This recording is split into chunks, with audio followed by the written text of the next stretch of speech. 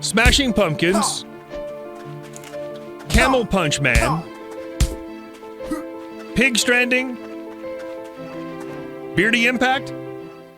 These are some of my favorite alternative names for Tree of Life Oddria, the sequel to the original but troubled Tree of Life from Korean developer Odd One Games, who kindly sponsored this video.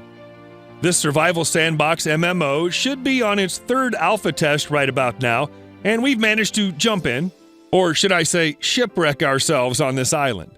The official release is planned for the first quarter of 2021, so you can follow the game right now. The Steam link is in the video description.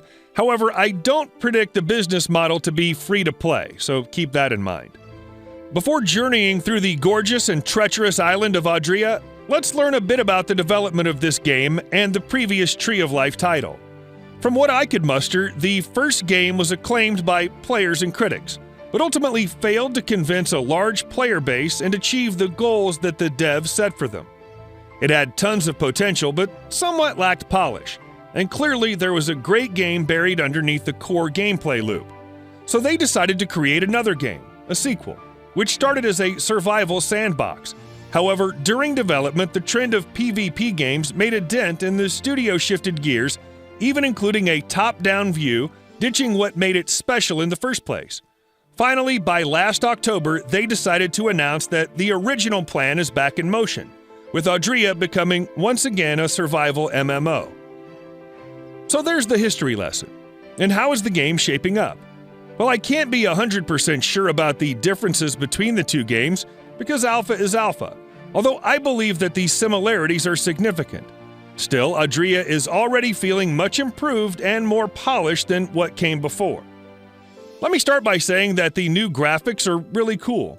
The colors are so bright and vivid, the whole world feels like a painting that you get to go into. The translucent blue water, the green grass, my eyes just feel overjoyed while exploring this quasi-realistic world drenched in cartoonish undertones. It's quite an improvement over the first game, and each different biome brings a very unique style to the environment. Speaking of stylization, the characters are inspired by the first game's art style, featuring a fantastic and smoothly animated cartoon design. I just have praise for the visuals in Oddria. As for the gameplay, it's survival of the punchiest. You start your adventure at the shore with nothing but your underwear, and you must explore the island to create your own village. This involves a lot of punching trees, punching rocks, punching animals. You get it. Your character's first days on the island will put a lot of strain on his knuckles. After gathering some resources, your first step is to create a workbench where you can create some basic clothes, tools, and weapons. This leads to more exploration, finding and eliminating your first enemies, and mercilessly killing poor bunnies, pigs, and calves. Shame on you! How can you live with yourself after seeing those cute, innocent eyes? This island isn't as deserted as you might think.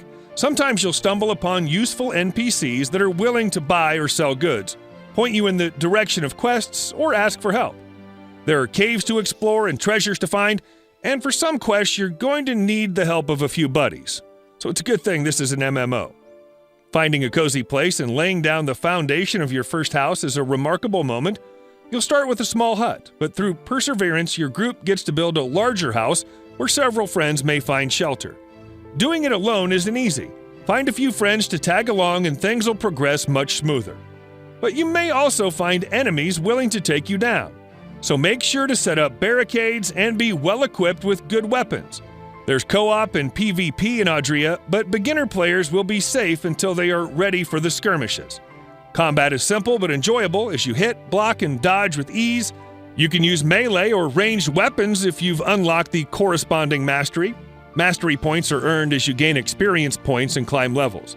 These enable you to unlock more survival options such as crafting clothes or more advanced weapons, a storage box, or making delicious dishes.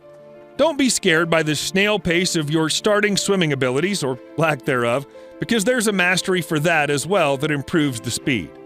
The UI for the mastery system is clean and simple, just as for the rest of the game overall, although it could save a click or two here and there with just a little bit of extra polishing. Since the game's in alpha, this could eventually happen. Tree of Life Oddria. Looks great, already plays nicely in a simple yet challenging and engaging way, and is shaping up to become the best that the original title never came to be. Follow the game on Steam and try to get into the next tests. You won't regret it. Have fun.